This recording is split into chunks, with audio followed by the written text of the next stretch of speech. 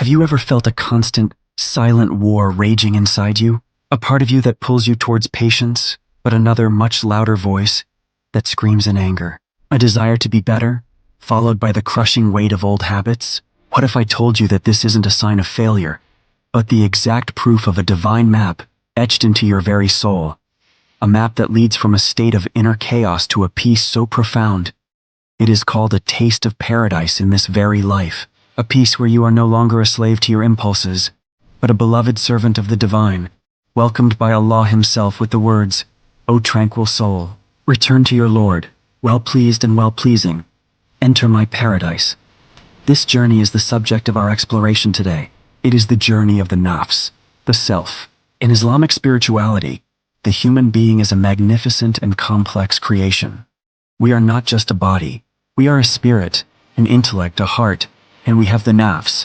The nafs is the essence of your conscious self, the seat of your desires, your ego, and your ambitions. Imagine it as a powerful, untamed horse. Left to its own devices, it is wild, destructive, and will lead you astray.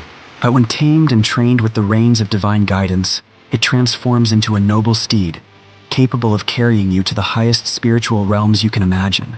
This journey of taming the soul is called tazkiyah, and the scholars and mystics of Islam have charted its path through 7 distinct stages. Our journey begins at the very bottom, with the state that feels most familiar in our moments of weakness, an-nafs al-ammara, the soul that commands evil.